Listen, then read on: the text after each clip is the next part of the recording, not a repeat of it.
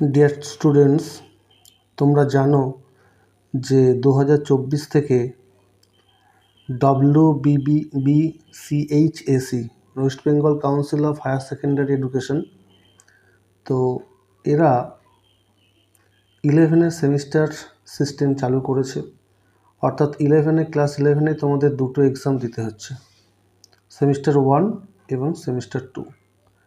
আমার চ্যানেলে সেমিস্টার 1 নিয়ে অলরেডি ভিডিও আমি আপলোড করেছি। সেখানে টোটাল সিলেবাসটা খুব সুন্দর করে ডিসকাস করা আছে, কী থেকে কত নম্বর আছে, কতটা পড়তে হবে, অ্যাকচুয়ালি সিলেবাসে কী কী চেঞ্জ হলো, প্রোজ কটা আছে, পোয়েম কটা আছে, র্যাপিড রিডিংয়ের ব্যাপারটা কী, এবং রাইটিং বা গ্রামার কীরকমভাবে আসবে, সব কিছুই কিন্তু আমরা ডিটেলসে দেখেছি।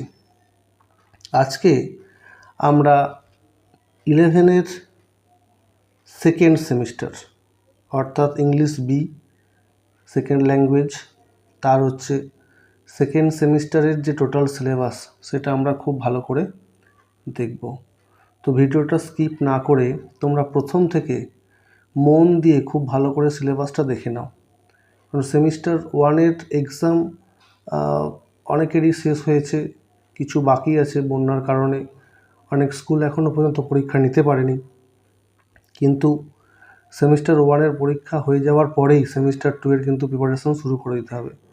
ওটা মার্চের দিকে এক্সামটা হতে চলেছে। সেমিস্টার 2 হাতে কিন্তু খুব বেশি সময় পাবে না। চলো দেখো তাহলে মন দিয়ে। এটা একটু তোমরা ভালো করে দেখে নাও যে তোমাদের মেথডস অফ টেকনিক্স কীরকমভাবে পড়ানো উচিত, সেই নিয়ে কিন্তু একটা গাইডলাইন্স WBCHAC এরা কিন্তু দিয়েছে। সেই গাইডলাইন্সটা একটু দেখে নাও। Emphasis on self learning, reducing dependence on teachers. তাহলে সেলফ লার্নিংয়ের ওপর বেশি গুরুত্ব দেওয়া হয়েছে এবং টিচার্সদের ওপর ডিপেন্ডেন্স সেটা কিন্তু রিডিউস করা হয়েছে, কমানো হয়েছে। তারপরে multi skill, learner centred, activity based approach, এইগুলো কিন্তু বারবার বলা হচ্ছে এবং এইগুলো NEP ন্যাশনাল এডুকেশন পলিসি এইসবগুলোতে কিন্তু বলা হয়েছে। তারপরে incorporating silent reading, role play, dramatisation, group discussions and other interactive activities. তারপরে encouraging independent interpretation of text. Overall the curriculum aims to develop well-rounded language skill for academic and professional success, fostering independent thinking and lifelong learning। তাহলে এইগুলোর ওপর কিন্তু emphasis করা হয়েছে, এগুলো একটু ভালো করে দেখে নাও। এরপরে আমরা ক্লাস 11 এর যে সেমিস্টার 1-এ 40 মার্কস, সেটা আমরা অলরেডি ভিডিও আপলোড করেছি, তুমি জাস্ট একবার দেখে নাও। প্রোজ থেকে 10, ভার্স থেকে 10, র্যাপিড রিডার থেকে 10, textual grammar 5 are reading comprehension 5। Total 40 marks এবং সেটা টোটালি MCQ বেসড ছিল এটা। এবং এখানে কন্ট্রাক্টস আওয়ারগুলো দেওয়া আছে, কতক্ষণ ধরে এটা পড়ানোর একটা ব্যাপার, ওটা দেখা তোমাদের দরকার নেই। সেমিস্টার 2-এ দেখো এখানে কী আছে। প্রোজ 10 মার্কস আছে, ভার্স পোয়েম সেখানে 10 মার্কস আছে, র্যাপিড রিডার 5 মার্কস আছে, নন টেক্সচুয়াল গ্রামার, এটা ছিল আগেরটা টেক্সচুয়াল গ্রামার সেমিস্টার 1-এ, সেমিস্টার 2-এতে কিন্তু নন টেক্সচুয়াল গ্রামার, সেটা 5 মার্কস, রাইটিং 10 মার্কস, এখানে টোটাল তাহলে হচ্ছে 40 মার্কস। এবার দেখো প্রজেক্টের যে 20 মার্কস আছে তোমরা প্রজেক্টটা দেখো। সেখানে assessment of learning and speaking, listening speaking থেকে 5 মার্কস আছে, প্রজেক্টে আলাদা করে 10 মার্কস আছে। তাহলে টোটাল 20 মার্কস কিন্তু প্রজেক্টে আছে। ঠিক আছে, এগুলো দেখো এবং এগুলো আমরা ডিটেলসে এরপর আলোচনা করব। চ্যানেলটা অবশ্যই চোখ রাখো এবং স্কিপ না করে ভিডিওটা পুরোটা দেখো। ক্লাস 11-এর সেমিস্টার 2-এর যে টপিকগুলো আছে, সবার প্রথমে আমরা প্রোজ দেখব। সেখানে দেখো সিরিয়াল নাম্বার 1 টপিকটা হচ্ছে the garden party. The garden party Katherine ম্যাসফিল্ডের লেখা। এখানে শর্ট আনসার টাইপ কোয়েশ্চেন থাকবে 2 মার্কসের, এবং এই চারটে এখানে কিন্তু প্রোজ দেওয়া হয়েছে। প্রথমে দ্য গার্ডেন পার্টি, তারপরে অ্যালিস জিমি ভ্যালেন্টাইন ও হেনরির, তারপরে অফ স্টাডিজ ফ্রান্সিস বেকনের, তারপরে দ্য নোবেল লেকচার মাদার টেরেসার। এই চারটে প্রোজ টপিক থেকে টোটাল হচ্ছে 2 মার্কস থাকছে। এবং এখানে ডেসক্রিপটিভ থাকবে একটা লিখতে হবে, ডেসক্রিপটিভ 6 মার্কসের। ঠিক আছে, তাহলে এখানে 2 মার্কসের দুটো থাকবে, 2 × 2 4, তাহলে হচ্ছে এবং একটা 6 মার্কসের লিখতে হবে। টোটাল থাকবে 10 মার্কস। হ্যাঁ, তো এই হচ্ছে ব্যাপার। অপশন থাকবে এখানে 4টে থেকেই পড়বে, এখানে অবশ্য 3টে থেকে পড়বে, এবং সেখানে 3টে থেকে যে কোনো একটি উত্তর করতে হবে তোমাদের।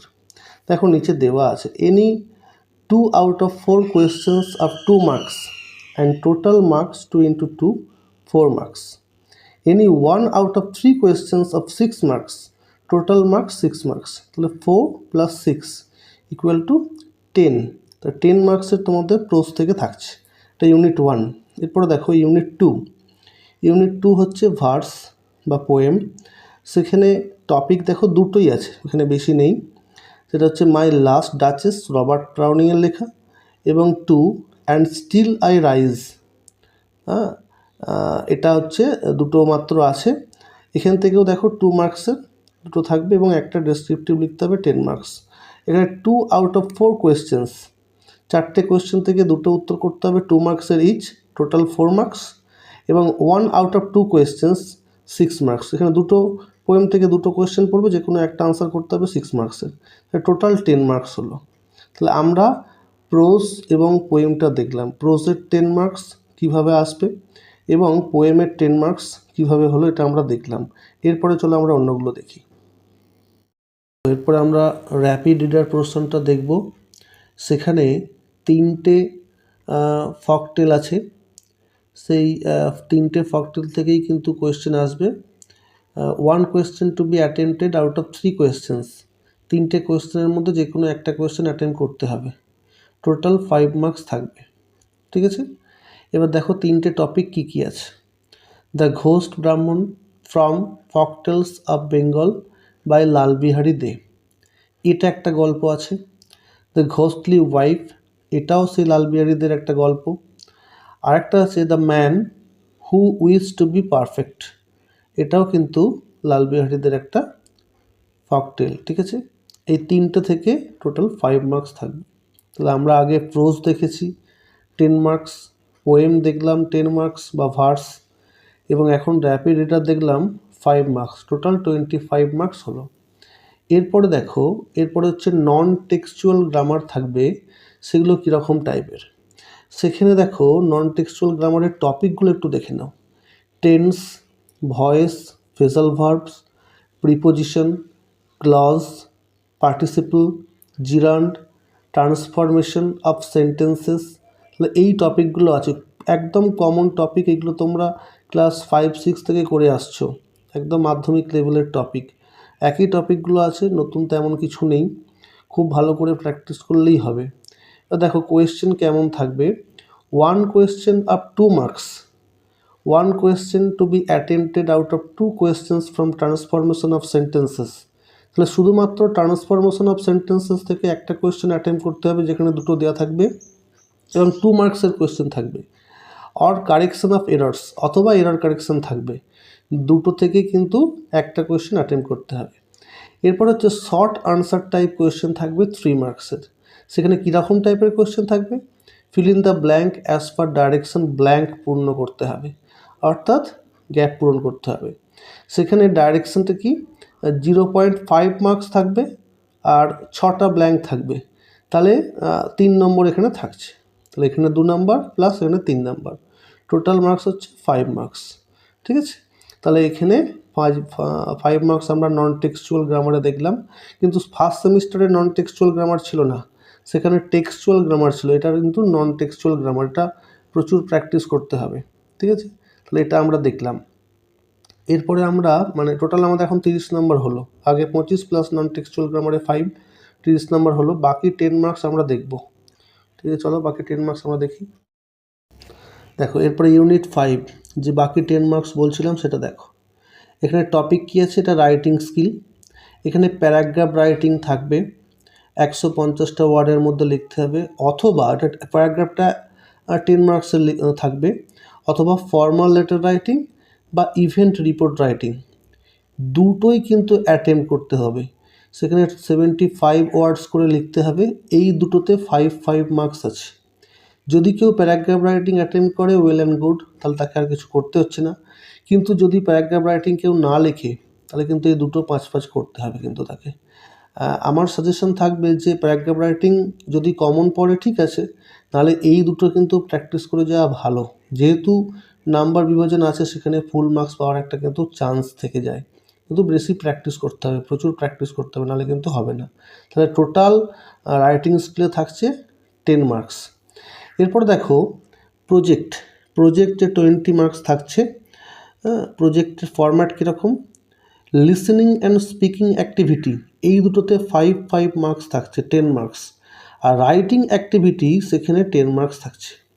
রাইটিং অ্যাক্টিভিটিটা কীরকম থাকবে, subject teachers will engage students in activities which would test their listening and speaking skills comprehensively, ঠিক আছে।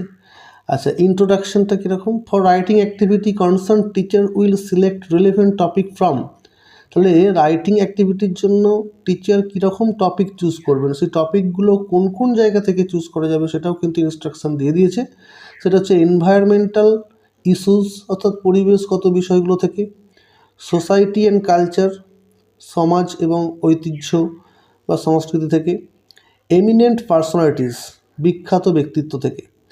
এবার দেখো প্রজেক্ট আর tutorial may be done throughout both the semesters, however the student will be evaluated at the end of semester 2, অর্থাৎ school চাইলে semester 1-এর সময়ও কিন্তু project দিয়ে দিতে পারে। প্রজেক্ট ওয়ার্কটা যে কোনো সময় করা যেতে পারে, কিন্তু সেমিস্টার 2-এ কিন্তু যখন ইভ্যালুয়েশন হবে, ফাইনাল যখন মার্কশিট তৈরি হবে সেখানে কিন্তু এটা তখন তাদের নাম্বারটা শো করবে।